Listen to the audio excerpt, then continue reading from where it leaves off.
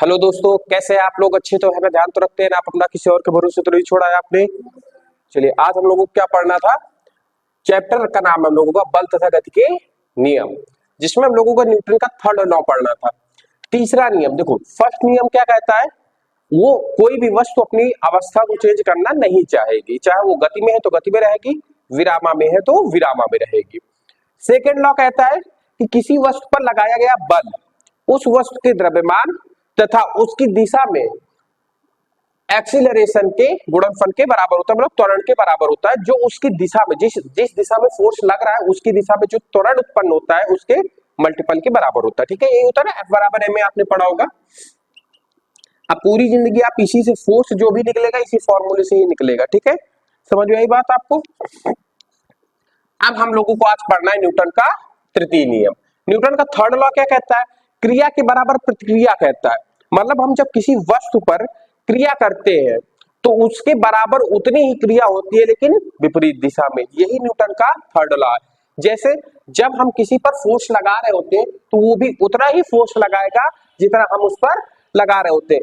अंतर ये रहेगा कि हम जिस दिशा में लगा रहे होंगे उसके विपरीत दिशा में वो लगा रहा होगा। जैसे हम इसको उखाड़ना चाहे बोर्ड को, तो बोर्ड अपने पीछे की ओर उखाड़ना नहीं चाहेगा, फोर्स वो भी लगाएगा पीछे की ओर। अगर मैं इसको चपकाना चाहूं तो फोर्स किधर लगाएगा, फोर्स बोर्ड किधर लगाएगा, फोर्स आगे की ओर। तो इसी को न्यूटन का गति का तृतीय नियम कहते हैं। तो इसको थ्योरी में कैसे लिखेंगे हम लोग, थ्योरी में लिखेंगे प्रत्येक क्रिया के लिए उसके समान परंतु, या तथा लिख सकते हैं आप, परंतु विपरीत दिशा में प्रतिक्रिया होती है। यही हमारा क्या है, ये हमारा क्या है, न्यूटन का थर्ड नियम है। क्या कहा है, प्रत्येक क्रिया के लिए, जो भी हम क्रिया करते हैं उसके लिए समान वैल्यू बराबर रहेगी। उसकी वैल्यू क्या रहेगी, बराबर। अगर 10 न्यूटन का फोर्स मैंने इधर लगाया तो वो भी 10 न्यूटन का फोर्स लगाएगा, लेकिन कहां लगाएगा, विपरीत दिशा में। मैं बाहर की ओर लगाऊंगा तो वो अंदर की ओर लगाएगा, मैं अंदर की ओर लगाऊंगा तो वो बाहर की ओर लगाएगा। ठीक है, विपरीत दिशा में प्रतिक्रिया होती है। जैसे मैंने आप एग्जांपल से बताया कि ये ए है, ये एक रस्सी को पकड़े हुए, इधर बी है। अब ए ने कोई फोर्स लगाया ए से बी की तरफ, तो बी कितना फोर्स लगाएगा, बी से ए की तरफ। तो हम लोग कह सकते हैं कि एफ ए बी बराबर होगा, मान बराबर होगा है बी ए के, और कैसा रहेगा, विपरीत, मतलब माइनस की, ये रहेगा। और इसी नियम को, न्यूटन के द्वितीय नियम को ही हम लोग क्रिया प्रतिक्रिया का नियम भी कहते हैं। तो क्या लिखेंगे, न्यूटन के द्वितीय नियम को, सॉरी हाँ यार, तृतीय नियम को क्या कहते हैं हम लोग, एक मिनट,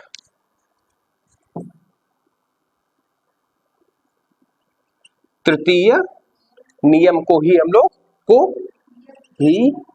हम क्रिया प्रतिक्रिया का नियम कहते हैं। ये इंपॉर्टेंट है यहां से। ठीक है, क्रिया प्रतिक्रिया का नियम कहते हैं। देखो, मैंने एक चीज आपको छोड़ दिया था, कहो तो यहाँ पे बता दो। जब न्यूटन का फर्स्ट लॉ पढ़ा रहा था तो उसके उपनाम लिखाना भूल गया था मैं।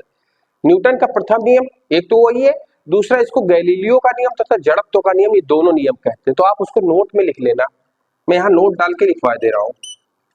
ठीक है, नोट कर लो इसको। न्यूटन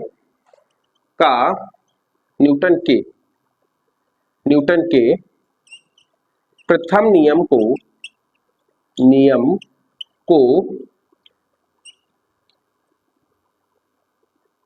गैलीलियो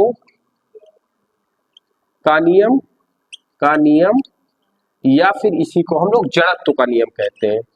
जड़त्व का नियम नियम कहते हैं। तो कभी कभी वन लाइनर में क्वेश्चन बन जाता, तो इसको मैंने लिखाते समय भूल गया था, तो इसको नोट कर लेना।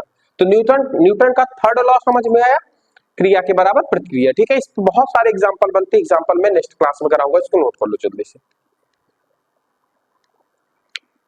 चलिए दोस्तों, अब बात करते हैं हम लोग न्यूटन की गति के तृतीय नियम से बनने वाले कुछ उदाहरण। ये एग्जाम्पल आप लोग जरूर दिमाग में रखिएगा, इनका एक्सप्लेनेशन आप जरूर दिमाग में रखिएगा, और ये थ्योरी के रूप में ही लिखे जाते हैं। समझ में आ रही है बात आपको?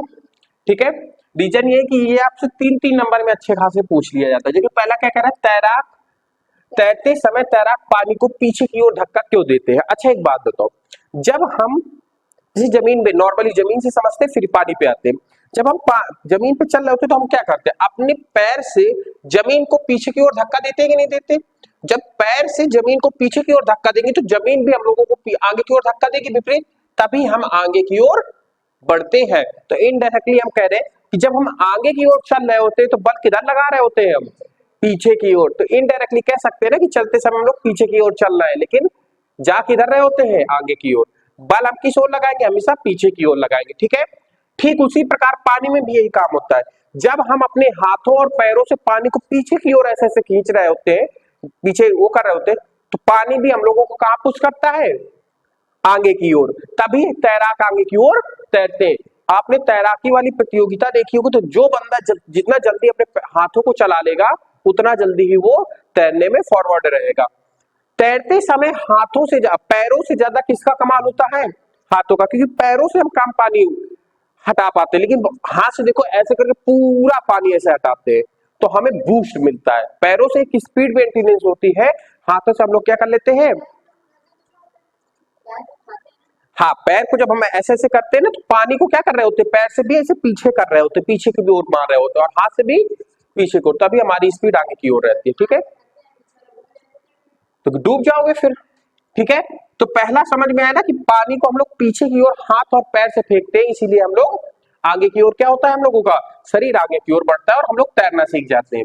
दूसरा क्या है, बंदूक से गोली दागने पर बंदूक पीछे की ओर झटका क्यों देती है। अच्छा एक बात बताओ, इतनी बड़ी बंदूक, आपने जब भी कभी बंदूक चलाना सीखा होगा या फिर आप अब बड़े होके कहीं पे ऐसे फोर्स वगैरह में जाओगे जहां पे आपको बंदूक चलाना सिखाया जाएगा, तो सबसे पहले क्या बताते हैं, अपने जो पीछे वाला बैक साइड होता है बंदूक का उसको कहां पे रखा जाता है, कंधे पे, कंधे पे रख के फिर चला जाता है। रीजन समझते हो, क्योंकि बंदूक पीछे की ओर झटका मारती है। अब ये ऐसा होता क्यों है, ये सेकंड लॉ बताएगा, थर्ड लॉ बताएगा न्यूटन का।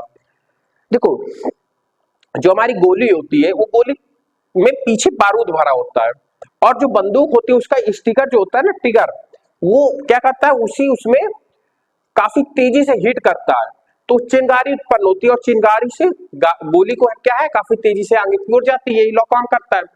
अब गोली जितना तेजी आगे से जाएगी तो उतना ही फोर्स पीछे भी देगी। न्यूटन का लॉ क्या कहता है, जितना आगे जाओगे उतना ही पीछे फोर्स लगेगा।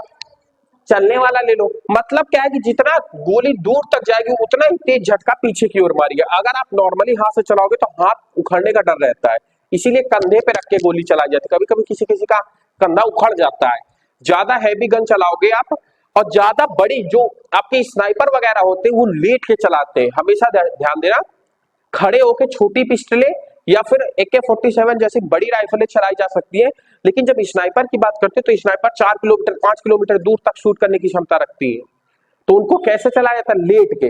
जब लेट के चलाया जाता है तो आपका शरीर फ्रैक्शन उत्पन्न कर देता है, कहां पे, जमीन पे रगड़ के, तो जो भी झटका होता है वो अपने पूरे शरीर पे डिस्ट्रीब्यूट कर देता है। खड़े होकर चलाने पे सीधा केवल कंधे पे ही आपका वो जितना फोर्स आपका पीछे की ओर मारेगी बंदूक, उतना कितना कहां पे लगेगा, आपका केवल कंधे पे। जब आप लेट के चलाओगे तो पूरा फोर्स डिस्ट्रीब्यूट हो जाएगा और आपको चोट कम लगेगी, क्योंकि जो स्नाइपर होती है वो बहुत तेज झटका मारती है, क्योंकि उनको दूर तक ट्रेवल करना होता है। तो समझ में आया, बंदूक में भरी हुई पीछे वो जो बारूद होती है, सारा खेल उसी का होता है। जितनी भी बड़ी आप गोली देखोगे उसमें केवल गोली आगे छोटी सी होती है, बाकी जितना अधिक बारूद भर दोगे उतनी ही पावरफुल, उतनी ही दूरी तक ट्रेवल करने की वो गोली रेंज उसकी बढ़ जाएगी। तो समझ में आया ना कि गोली जितने फोर्स से आगे जाएगी उतना ही फोर्स पीछे जनरेट करेगी, जिससे हमें गोली, बंदूक से गोली दागने पर हमें पीछे की ओर झटका लगता है। ठीक है, यहां तक बात समझ में आई। अब बात करते हैं हम लोग तीसरे की। क्या कह रहा है, नाव से किनारे पर कूदते समय नाव पीछे की ओर भगती है, क्यों। अच्छा एक बात बताओ, अभी मैंने चलने का उदाहरण दिया था, मैं फोर्स किस तरफ पैर से लगाता हूं, पीछे की ओर, तभी तो पृथ्वी मुझे आगे की ओर ढकेलती है। सेम काम यही होता है। अब देखो नाव होती है कहीं ना कहीं पानी पे, यहाँ पे मान लिया कि ये नाव है, हमें ये तट पे उतरना है, ठीक है, समझना मेरी बात को। अब ये तो सॉलिड है कि नहीं। अब हमारा एक पैर यहाँ पे होगा, एक पैर यहाँ पे होगा। जब भी हम कूदेंगे तो इस वाले पैर से पीछे की ओर झटका लगाएंगे और इस वाले पैर से पीछे की ओर झटका लगाएंगे, तो ये तरल पदार्थ होने के कारण नाव को पीछे ढकेल देता है। सेम काम पृथ्वी पे भी आप करते हो, लेकिन पृथ्वी आप भी बता रहे हैं, पृथ्वी आपकी सॉलिड है, पृथ्वी क्या है, सॉलिड है, तो अपनी जगह से मूवमेंट वो नहीं करती है। लगाते तो उसमें भी बल है लेकिन वो मूवमेंट नहीं करती। लेकिन जब हम चलेंगे ऐसे, एक पैर हमारा यहाँ पे है भाई, जब तक दोनों पैर रहेंगे तब तक इसमें मूवमेंट नहीं होगा, तब तक ये आगे पीछे नहीं भगेगी। जब ही भगेगी जब एक पैर आपका यहाँ पे होगा और एक पैर आपका यहाँ पे होगा, तो इस पैर से क्या करोगे, आगे की ओर ऐसे बढ़ोगे कि नहीं बढ़ोगे। तो इस ओर से आपने क्या किया, पीछे की ओर लगाया बल, मतलब इधर पीछे को कोई दिक्कत नहीं क्योंकि ये सॉलिड में हो।